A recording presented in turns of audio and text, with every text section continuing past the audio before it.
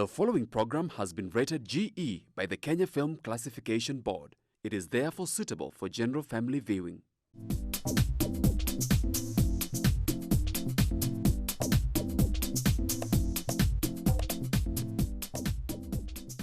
Hello viewers, welcome to Chungu cha Jamii. I'm your host Eunice Mugo. Today on the show we are having part 2 of mental health, but we are having different guests to tackle on this wide range of a topic, a sensitive issues that is affecting our society, our children, our neighbors.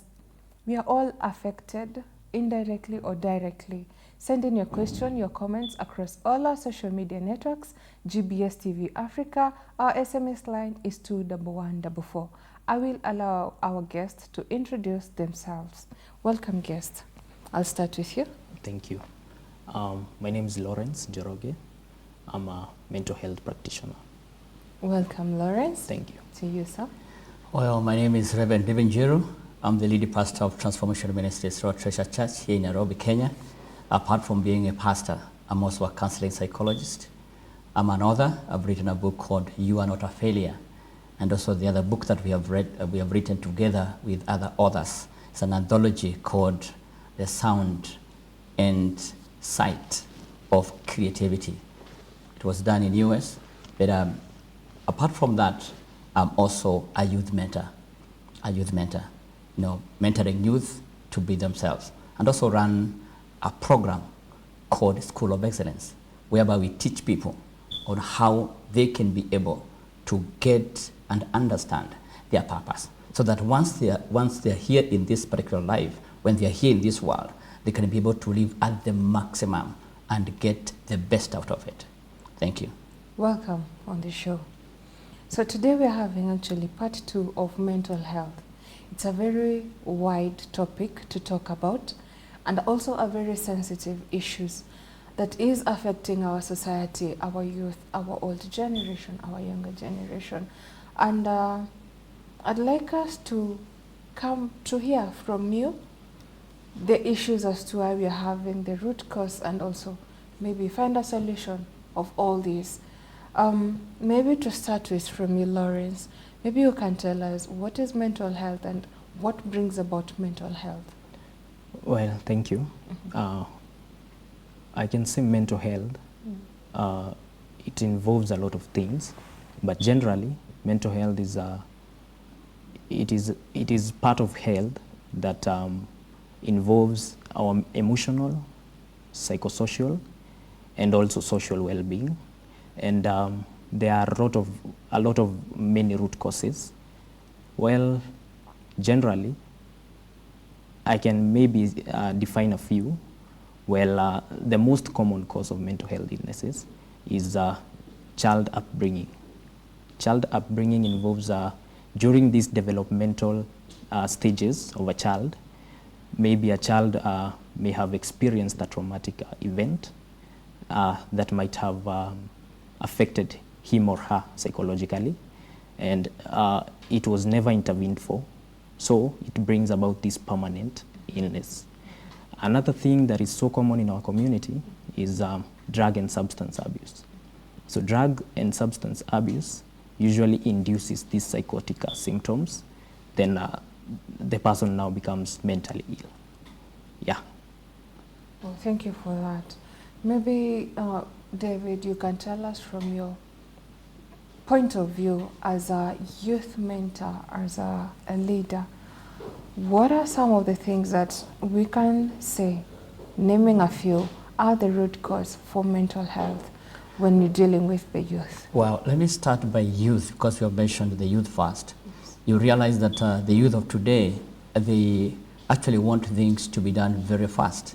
Just like though you put something in my microwave and then you press 1, 2, 3 minutes.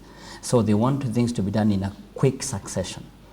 They even want, probably after Form 4, they want to go to university, and even instead of going through the 4 years to clear a degree, they want to clear it 1 year, which is not possible. So we find that most of the unmet expectations, if we can say in the academic or even in the social realm, most of the youth are very much affected. And also sometimes you find that maybe their peers, they are doing very well. so to speak. And they think that, well, maybe I made a wrong choice, a wrong career. And they find that they're also affected in that particular aspect. Now, the other aspect in the general community, you also find that there are some people out there, maybe they're in a place of work.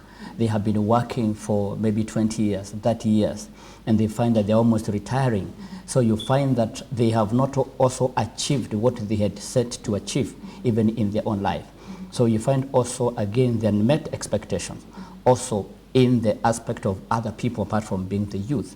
And you also find that like in the country, like in the country Kenya today, we all agree that in actually the global economics is actually almost against human beings. So you find that the economy, the economics of the nation, you find that the 1,000 Kenya shillings, the value of 1,000 Kenya shillings today is not the same which was there last year. You'll find that the value has almost decreased. So you find that to make the ends meet, it becomes a little problematic. So you find that people are not very stable now mentally. Yeah. Maybe Lawrence, from where you're seated as a professional practitioner, like David has mentioned about the high economic, that is also part of the things that are affecting our youth and wanting success very instantly. What is your view on the same, and also adding, when we are looking for instant success, do they also want instant help when they are coming to your place to seek for help? Okay, so so we are talking about seeking instant help and whether they usually come Also for help at the right time. Okay, so I can say most of the people usually wait. They usually wait, and it's because there is no awareness, perfect awareness to the communities about mental illnesses.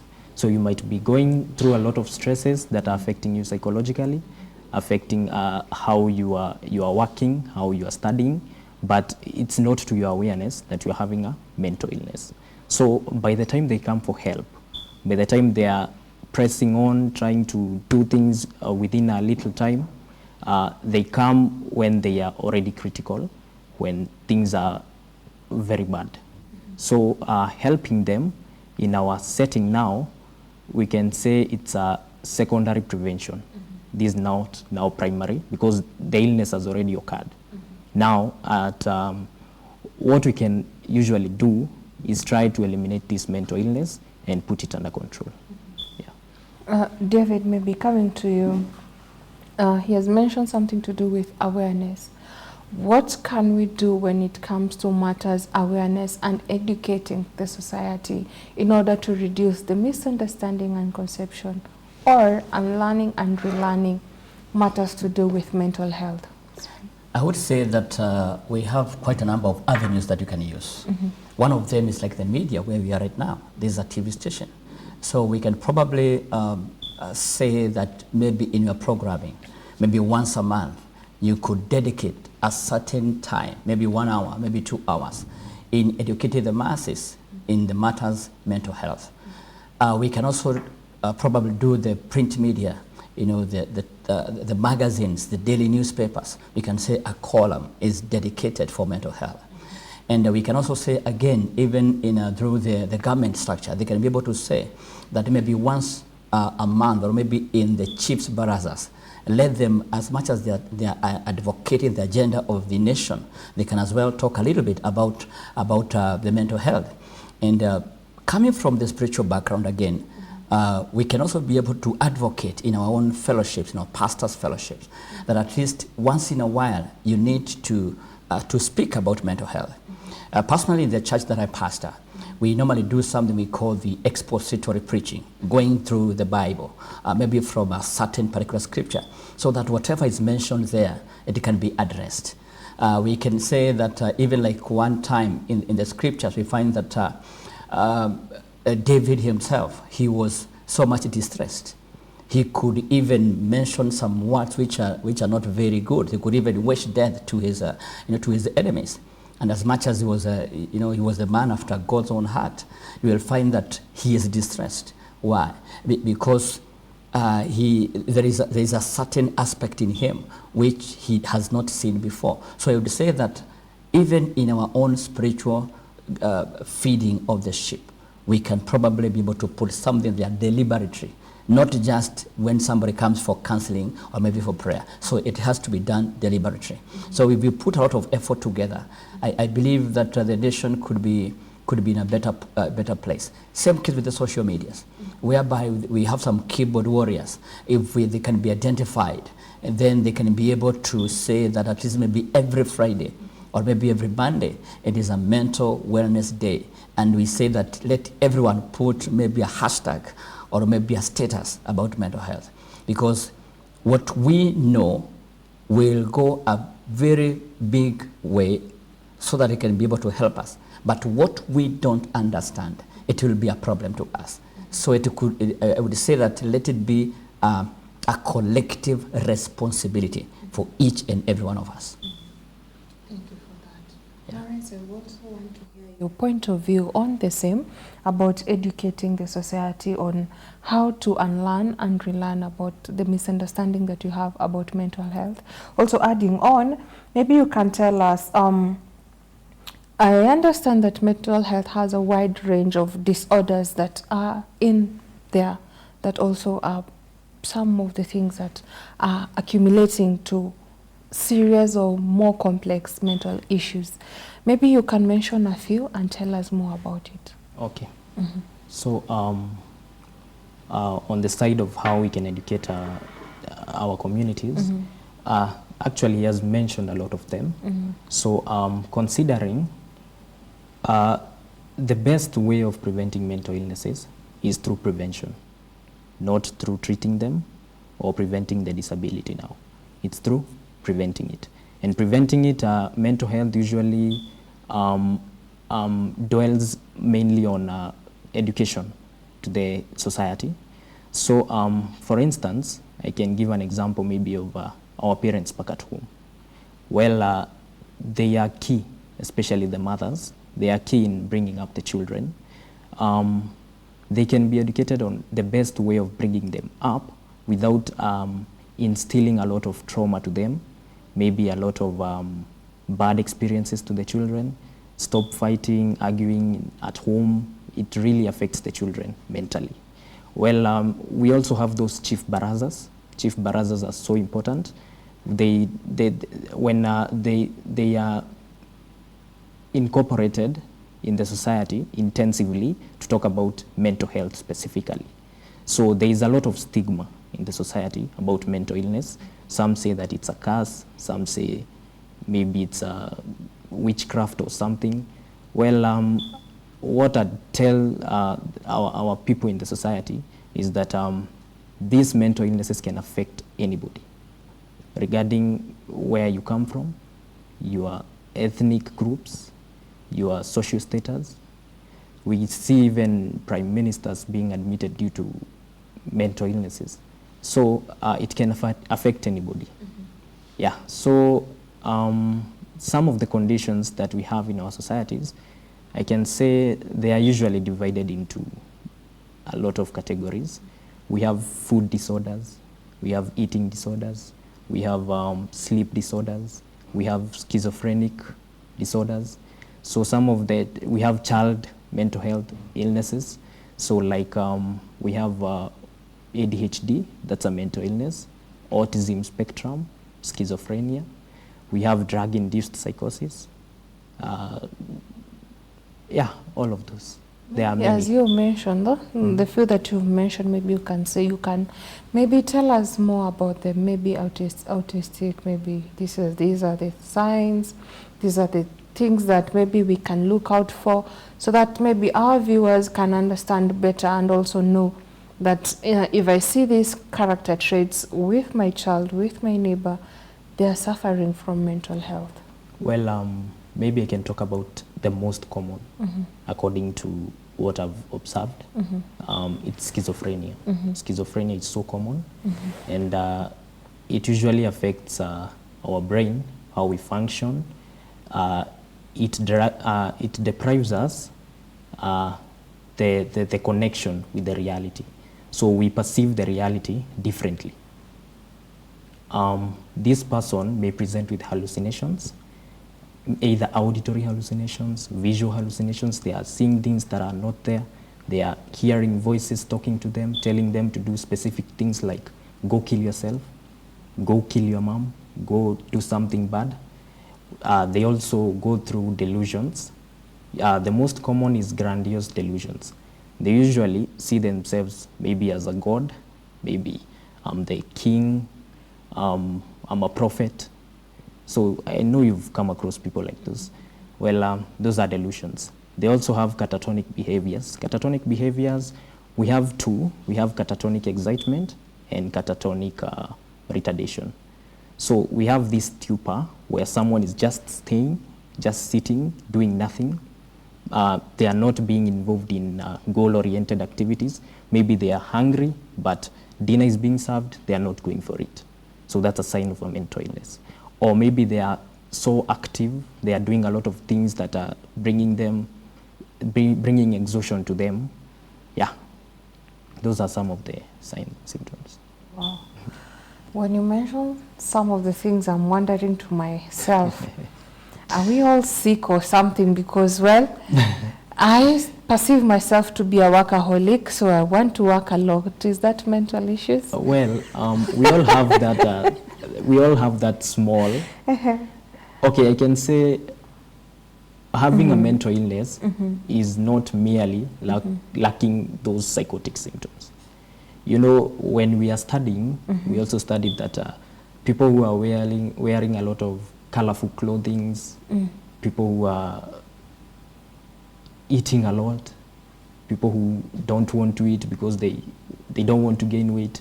Those are some of the... But that is a valid reason. I don't want to add weight. Well, and I want to eat because I'm craving for what I'm eating and I'm hungry. The appetite is so high. Well, you should not eat because you don't want to gain weight. You understand? Food is very essential. But we can't say that you have a mental illness just because of that one aspect. So for it to be called a mental illness, it must bring this non-productivity. You cannot do anything in the society that is productive to your well-being. Yeah. Okay. Maybe coming to you, Pastor David, maybe you can tell us, is there a holistic approach in all this? Lawrence has just shared quite a lot, and I believe that all of us, we can say that we are sick. It's only that the degree of sickness is not beyond. And of course, for somebody to say that he's sick because he's unwell, we have to see some symptoms. And when we talk about a holistic approach, it's a big word there. But also to add onto that, we can probably say maybe recommend one way, or maybe mitigating that even before we go to the holistic approach. We see now like the CBC, the competence-based curriculum. It has been developed recently. And I'm not very certain if there is an aspect of mental health there, but if there could be a lesson or two, maybe once a week, then when the children are growing up, when they are studying everything else, when they're talking about their competencies, then they can be able to understand who they are, where are they coming from. And as Lawrence talked about, the growing, when the child was growing up, maybe they went through some situations and they don't even know that they are unwell. And sometimes that even the teachers themselves, they may look at this child and say that she or he is not productive, he is not getting anything in class, but this person actually has an issue. Let me just give a small example here. A few days ago, I went somewhere, I was just having a conversation with this family, and the husband is very busy there in the career. The woman is also very busy. And then the child, most of the time, is left, or the children are left, to train themselves through TV and the games and all that. Now, at the 9-year-old, he already has a girlfriend, 9-year-old. And this particular boy is texting and saying, when we do anal sex, well, you have gotten pregnancy. Then the mom was shocked to get that. Then she was like, where did my boy get all this? Now she was asking, now, what can I do with this? Then I said, well, you need some deliberate parenting. So to do what we call now holistic, even as parents, we need to be involved, first of all, with our own children before they learn out there, because there is a lot of information, good and bad, especially in the internet and also through the peers. So to start the holistic process, let it start from home. We normally say that let the parents be involved in the growth of their children. We'll find that most of the time, the career parents will find that it is the home manager who even manages their own child. They don't even know what kind of a meal they eat. So it is the manager to say this is what the child eats and all that. And also the kind of growth, the kind of communication. So you'll find that we have parents who are absent. So to start the holistic process, let us start from home. Let the parents be intentional. Personally, I'm very intentional about parenting. I also teach on the same, and I train on the same. So, intentional parenting. And then, of course, when you talk about the holistic, let also somebody once in a while go to the hospital. Not take yourself there as a patient, but just get yourself checked up.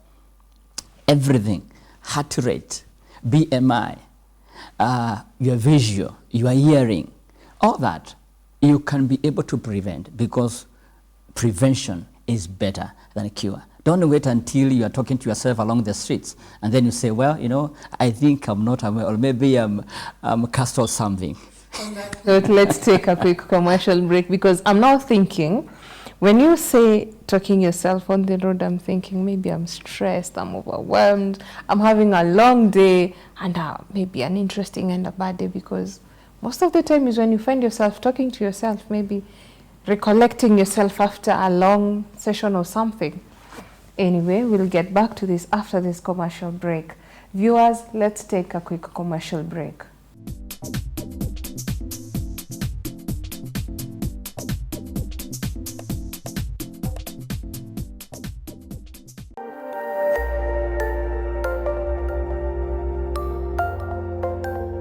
Everywhere, GBS.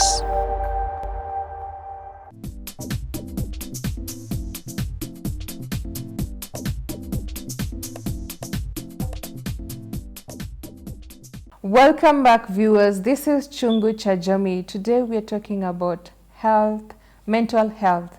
And before we went on a break, we were talking about the holistic approach, and David was helping us to understand that holistic approach should start from home, being intentional on how you're bringing up your children, and also the things that they are learning that we parents should be aware of before they can learn strange things and things that they are going to affect their future.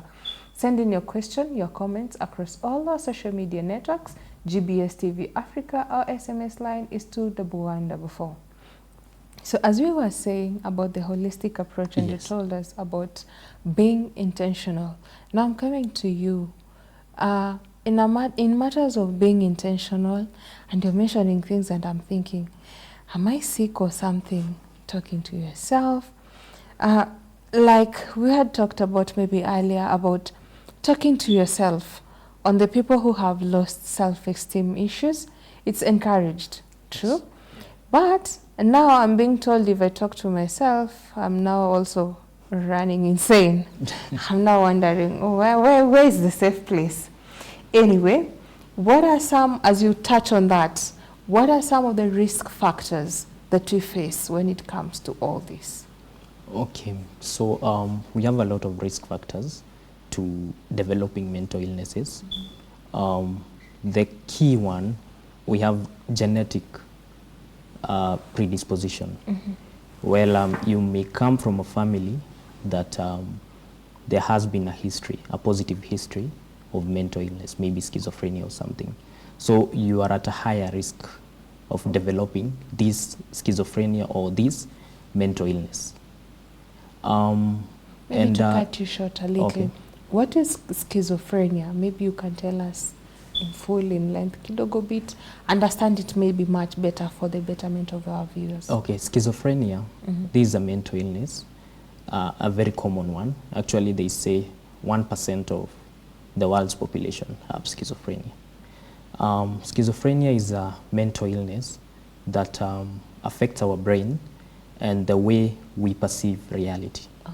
So we perceive reality in a different way from a normal person. Yeah. Okay. So as I continue, so that is genetic. So you may develop from family inheritance. Another common risk factor is drug and substance abuse. So when we take this marijuana, this alcohol, this cocaine, all these drugs interfere with the normal brain chemical, the normal brain function, and it may cause these mental illnesses. Well, as I've been talking about child upbringing and traumatic events, maybe you've gone through, you've seen an accident, you've lost a very important person in your life. This might cause depression, and depression is one of the mental illnesses. It may cause anxiety, you are afraid, you have a lot of phobias. All those are mental illnesses. Wow. Okay, don't be surprised. This one is truly a surprise, maybe to interject on that. Okay. Because I'm thinking, when you say a lot of hallucination, yes. Yeah. Now my question will come when it comes to hallucination. For those who are doing alcohol, we have the withdrawal symptoms that comes with the hallucinations, with talking to yourself and so much. Is that also part of mental health? Yeah, that is all part of mental health. Wow. We usually even admit patients with alcohol withdrawal symptoms. This patient presents with tremors, the patient has hearing voices, seeing things that are not there. All those are signs of a mental illness. Yeah. No wonder they say that it's being bewitched. Wow. Anyway, coming to you, David. Yes. What are some of the productive factors can we have as a society that will bring about change to this issue of mental health? Because, like we mentioned before, we have a lot of stigmatization. And also we need to educate our society on the same, because stigmatizing a person who is sick is not going to help. Rather, it's torturing the patient or the person who is sick, and also wondering where is he or she going to go. Maybe tell us more about it. Yes, if I can connect that from what can be done holistically. We spoke about the children, the parents being intentional about parenting. Then I could escalate it and add two more points on that, just to build on your question, and say that one of the other things is the husband and wife, they also need to have what we call a productive conversation, whereby they can sit down together and maybe ask you, and how was your day? How was my day? We just have a conversation, and without probably having any particular thing to speak about. And because when you have a conversation with somebody, you can be able to know that there is something which is missing from this particular one, and then you can be able now to assist them in one way or the other. The other aspect could be that even in our places of work, even from maybe, for example, here, you should have probably even a policy, if not a policy. You can be able to have what we call, us sitting together and just knowing how are you doing. Sometimes, if somebody has been coming and smiling at you every other morning, and then 2-3 times it is not smiling, maybe somebody has been very jovial, and then all of a sudden he has withdrawn, then there's a problem there. So we need to be one another's keeper, that you can be able to tell all is not well. If you speak to someone and maybe I say hi to you, then I say, how are you? Then you can say, are you able to, why are you asking me, how am I? because now that's already a problem. And now, to just answer your question, you should have what we call unconditional positive regard. Whereby when a drunkard comes to me as a pastor, I don't push them away. Let them sit down, hear their story, and then do what I can. If it means a rehabilitation or giving some counsel, well and good. If somebody comes shouting at the top of his voice, the first reaction would not be, can you get this person away from me? No, you just welcome them, let them sit down, and then hear their story. So when we accept people the way they are, first of all, then seek to understand them, then that is already a therapy by itself. Because there are some people who, it's like they don't value themselves because they are not valued. So they put themselves in a position whereby it is like the whole world is against them. It's only that maybe no one has even ever given them a compliment. Just a simple compliment. Wow, you are dressed so well today. Wow, that's great. You see, that can actually make somebody very happy throughout the day. Or somebody noticed that I'm dressed well. And the other day somebody said I'm dressed shabbily with the same dressing. So he'll say that somebody, of course, he has a positive regard with me. So if we can be able now to have that positive regard with the people that we interact with on a daily basis, then they'll be able to say, wow, this is good. And then we'll minimize the risk of these factors. Because, of course, we can say that we are all facing different kinds of challenges. But when we seek to understand them, where are they coming from? Where are you coming from? How did you arrive here? And then just a conversation, just a talk. Talking is a therapy itself, a conversation. Wow, talking is a therapy and a conversation. Interesting, because now I'm thinking, we're in the digital era, we all agree on that. Being in a digital era, my phone is my best friend. My TV is my company. I'd rather stay indoors than go outdoors socializing. That is where we are currently. As long as there is Wi-Fi and there is food, I don't need to go out. I'll stay indoors the whole day, even for a month. There is shopping, there is snacks, I'll stay indoors. Now, this one comes to what he has mentioned about the things that are exposed to our children, and also as parents not having time and also not being intentional on the same, because we are exposed to all that. And now this person who is going through all this, when I'm dressed smart, do we have time to say, or even talk and ask you, how are you? We barely have that. What is your take on that from your professional perspective?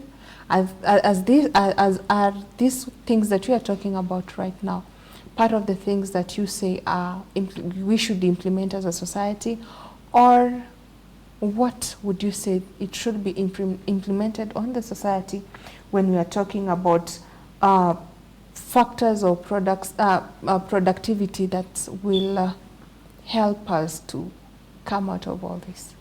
Well, yeah, talking is very important. Speaking whenever you have a problem. That's why when you do these maths, most men, when we look at the clients or patients who are mentally sick, most of them are men. Why? Because men are stigmatized. Whenever a man has a problem, they are telling them, you should man up. Why are you crying? Why are you complaining? Well, you know, we are all human beings. Sure. The emotions, there are no lady emotions, men emotions, they are all the same.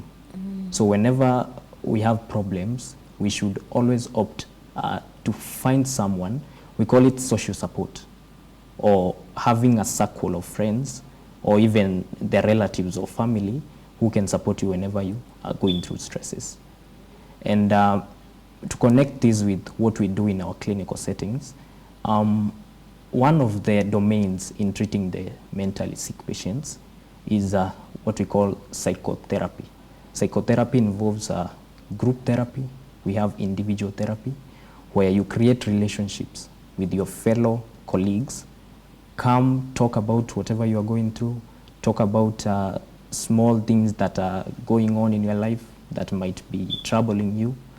On individual therapy, this is where you create a therapeutic relationship with the therapist, maybe a counselor. Talk about your issues.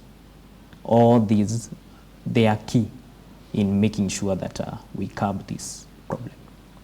You've mentioned about men being stigmatized and also not being told to man up. You're saying that when it comes to a one-on-one basis, building a relationship or an intentional relationship with your counselor. And now I'm thinking, if I'm this kind of a person who doesn't like sharing their problem, maybe for a reason or another, I don't want to expose myself. We say, I don't want to overexpose myself to this person. They'll know my weakness. A lot of people have that issues, especially for men. Maybe you can correct me if I'm wrong. Yeah. Men have the issue of also holding on or withdrawing information from also their spouses, from their family, from the fear of they will know too much about me. What is this too much that we are supposed maybe to look out for and say, this one will cost you your mental issues, this one will cost you your health at large, because we are told problem solved or problem have, is it talked or solved is shared, something of the sort. He's a pro. Yes, sure. So out of sharing is now what you're saying, out of talking. How do we come to curb all this? Now from the male perspective, since the both of you are male, maybe you can tell us on that. Well, what I can do is give an advice. Mm-hmm. You know, health-seeking behavior, it's individual. Well, me as a mental health practitioner or counselor, I cannot go and force someone to talk about whatever they are going through. So what we can urge them or what we can assure them is that there is confidentiality. Whenever you come to a professional counselor or a professional psychiatrist or even a psychiatric nurse, talk about your issues. It's totally confidential. And it's aimed at helping you to come out of this. Yes. Yeah, you mentioned about being in a digital age. You'll find that most of the people are actually buried, they bury themselves into their gadgets and they chat, maybe probably throughout the night. Maybe they watch a movie or something. And you'll find that most of the information that is being gotten today is out there. And human beings were not created to be an island. Nobody was created to be an island. Human beings were created to be relational. And if you go back to the book of Genesis, chapter 2, and verse number 25, mm-hmm. The scripture says that Adam and Eve, both of them were naked, and they were not ashamed. Mm-hmm. Now, the kind of nakedness that we see there is not without clothes. Mm-hmm. There were no barriers between them. There are no secrets between them. Now, if I am married, why should I hide some information to my wife? Of course, you mentioned about men. The way men act is the reason out. Women are emotional. So for me as a reason and you are emotional, so you are looking at what touches my emotions. For men is how does these 2 and 3 add up? And if I am a patient and I have opted to go to a hospital, then it is not for me to give advice to my doctor how I will be treated. The reason is most men actually live in denial. We can actually say most men or even most patients, they live in denial. They don't want to say that I'm mentally ill. They live in denial.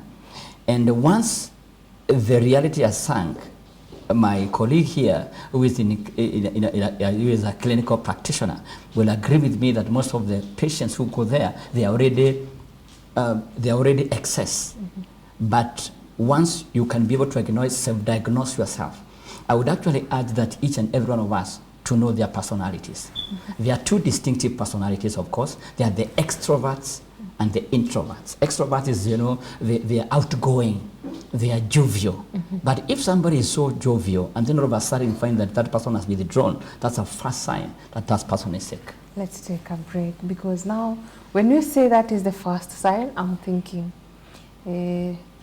the company is boring, so why should I interest them? Anyway, viewers, I hope you're learning as much as I am. I hope you're taking in notes. Send in your question, your comments across all our social media networks. That's GBS TV Africa. Our SMS line is 21144. We'll be back shortly.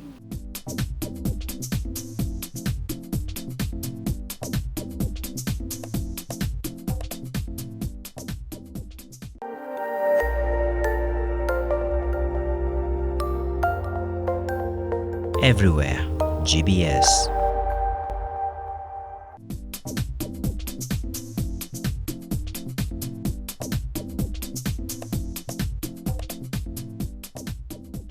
Welcome back, viewers. This is Chungu cha Jamii. Just in case you're joining us, we're having part 2 of mental health.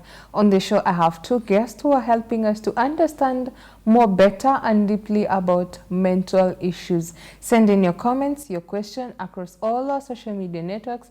That's GBS TV Africa. Our SMS line is 21144.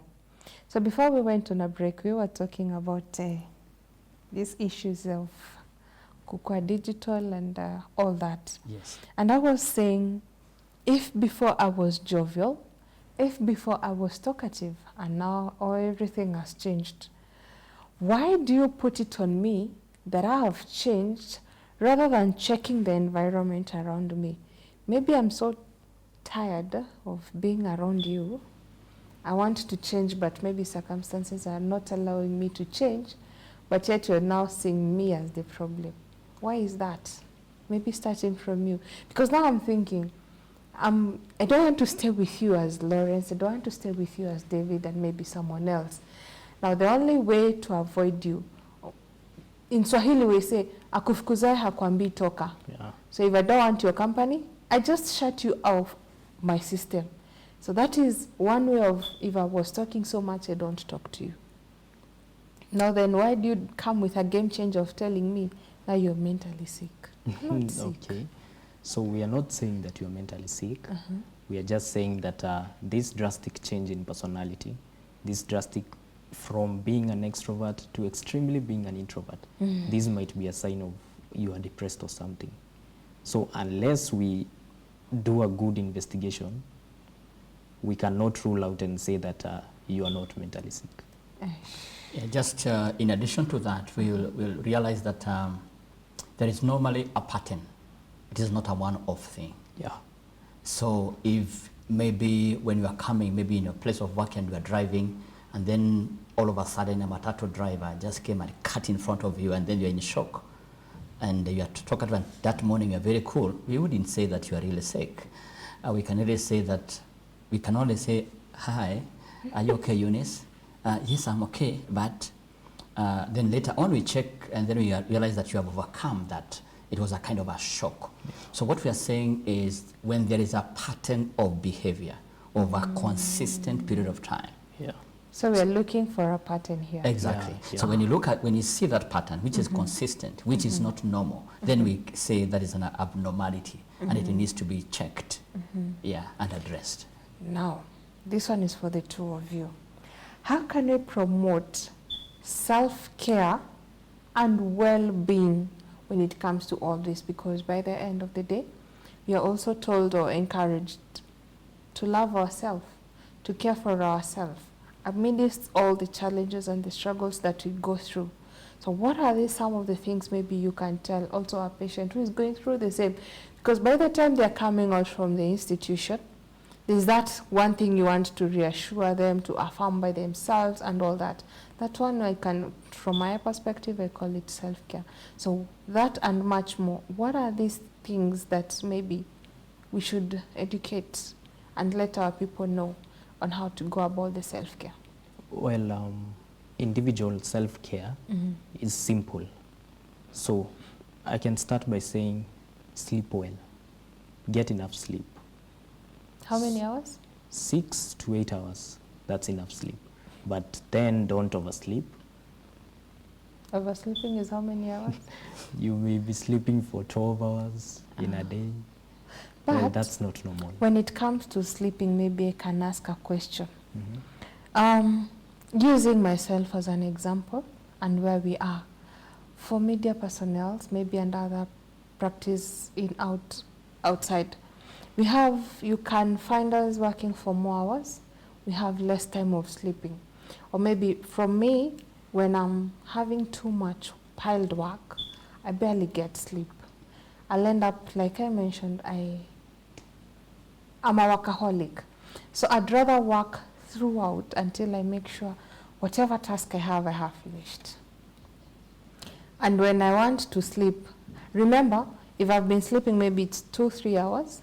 So I have what we call accumulated or arrears of sleep. Yeah, So ile siku nitapata off.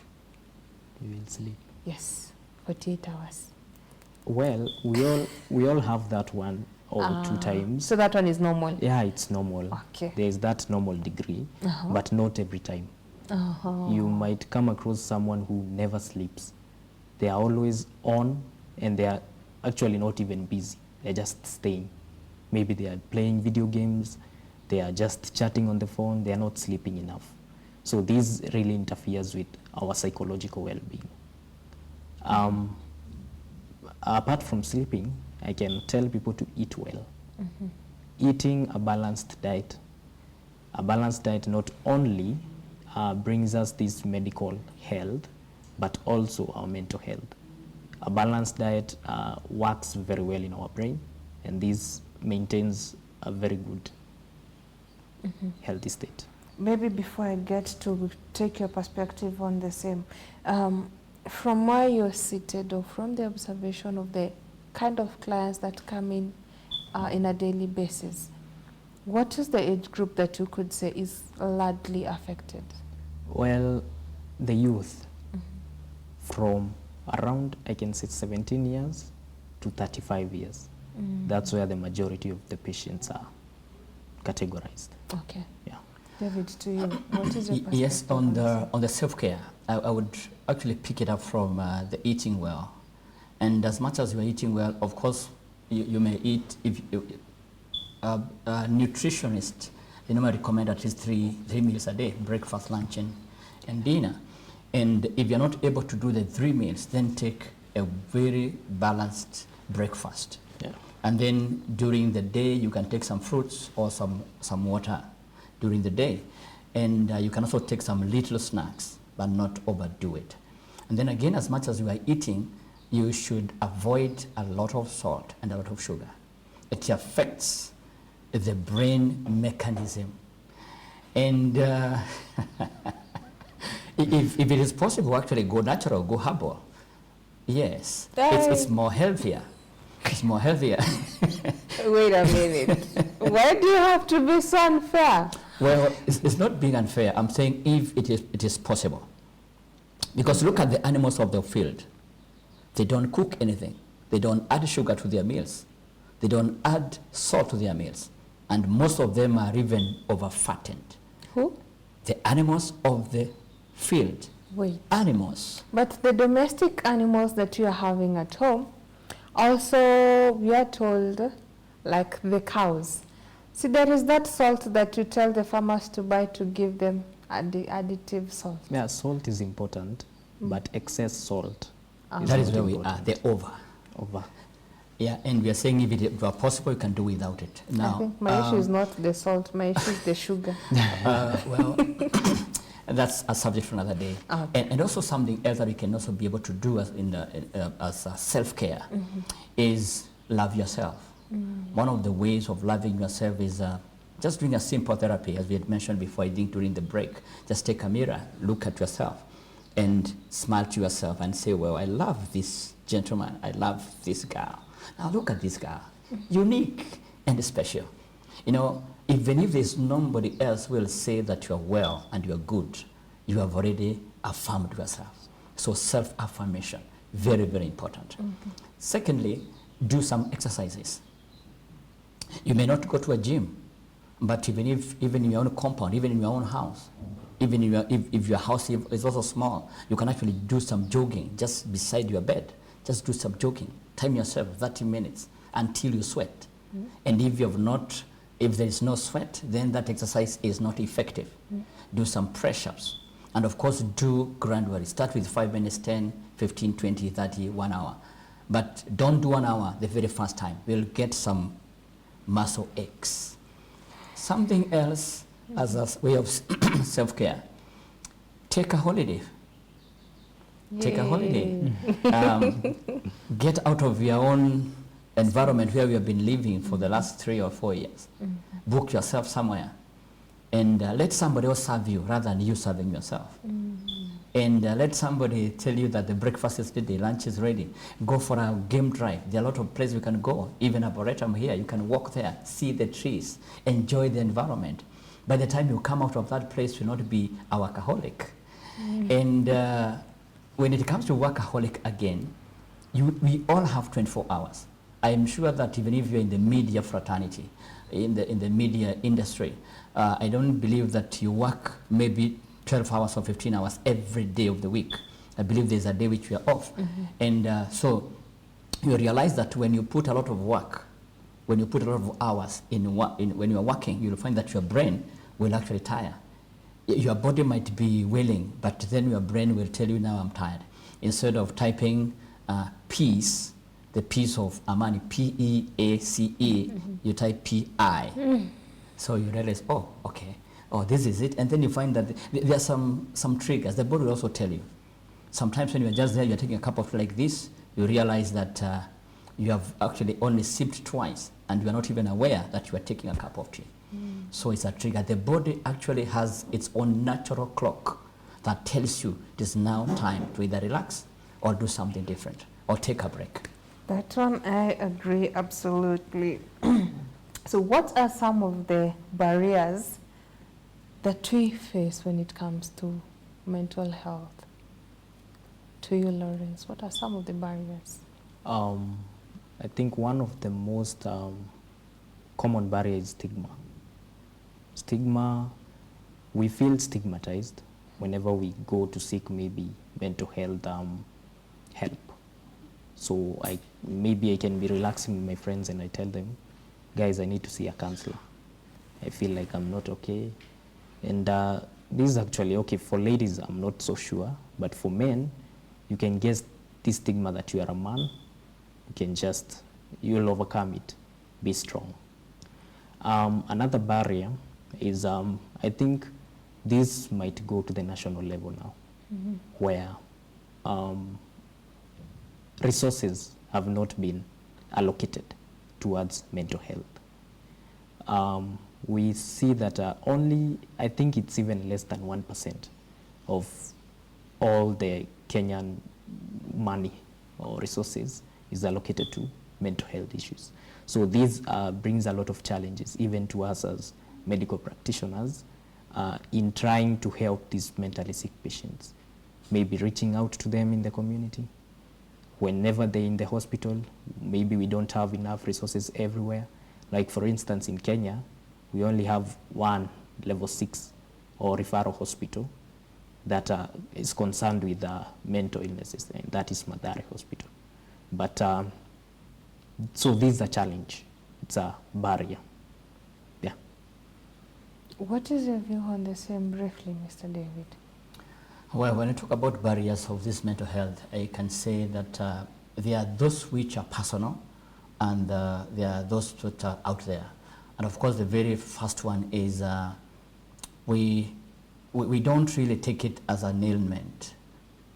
When somebody is sick, he says that, well, this is just part of life, and I can overcome it. But then you realize that most of the people, they don't seek either medical attention or counseling attention because they believe that they can be able to overcome it by themselves. And that is very, very dangerous, because we'll find that somebody has been having an ailment for a while and he doesn't really know that he has an ailment.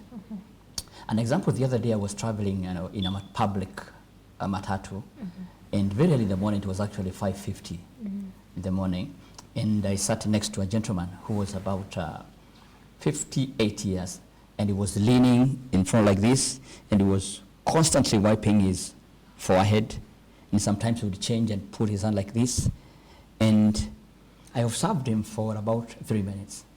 And I was about to just tap and say, excuse me, I'm here. Can we please talk? And then actually he said, this life is driving me crazy. And I said, wow, oh really, it's driving you crazy? Then I said, well, as much as we are driving in this public means, we can drive together. And would you want to share a little bit? Then he shared. Then he says how the economic hardship is and all that, blah, blah. But in 5 minutes, he was actually relieved. Why? Because he talked about it. And as much as we don't want to look for, most of the people don't want to look for help, I would actually suggest that each and every one of us, regardless of your age, you should have a mentor. Somebody who can be able to share what you have freely without risk of being stigmatized or being looked at as you are weakling. The social support is very, very important. As much as there is that barrier of finances, as much as the mental health has not, it has not been announced as a national disaster, I think we should come up, maybe the national parliament, the Senate should be able to come up with a law or a bill to say that we have a problem here. What can we do from the national level? Mm-hmm. It's a barrier. Mm-hmm. And then another one, we say that people don't, even those who are in the positions of authority, mm-hmm. they're not taking it very seriously. Mm-hmm. They think it's a normal thing. Yeah. Especially who are actually affected so much are children, especially the children who are below 10 years old, below 10 years. Mm-hmm. I have visited several children's homes, and most of the children who are brought there, it is because the caregivers or even the parents or even the people who are responsible, they are not taking responsibility. Wow. So I'm being directed that we are out of time. We cannot exhaust when it comes to matter mental health. It's a wide range of topic with a lot of things to look out for and to tackle. But because of essence of time, maybe briefly, in less than a minute, we can take your parting shot, starting with you, David. Well, what I would say is that our mental health is a monster, and we need to face it head on. And I would say that if you realize there is a certain element of your health whereby you see you are not yourself, this is not the way you have been, please kindly seek immediate help. And one of the best therapy is to speak about it. Say that at least I have been having a continuous migraine for a whole week. I don't know what it is. I have been taking some medication, maybe a self-prescribed medication. When you talk about it, it is a problem half solved, as we said. Mm-hmm. So again, don't take it as a stigma. It is a way of life, and get to talk about it. Speak about it. Share with your friends. Share with your mentor. Share with the person who is nearest to you, and you will get help. Thank you. Thank you so much. Lawrence? He has said a lot. Mm-hmm. Well, what I'd urge people is to be intentional in seeking help concerning your mental health, and that people actually recover. People are living with these mental illnesses. They are being productive. It is like diabetes. People have diabetes, but it is well managed. They can live up to 50, 80, 90 years, die happily. So mental illness is manageable. And let's not have all the stigma that maybe, and even the myths that mental illness is caused by witchcraft. You can never recover. This person, he does not belong in our society. Let us support each other. Mm-hmm. Whenever you see someone is going through a lot of stuff, mm-hmm. let's support them, and we will be okay. Okay. Yeah. Thank you so much. Viewers, I hope you can continue with this conversation offline across all our social media networks. That's GBS TV Africa, or SMS line is 244. Till next time, have a nice time. Goodbye.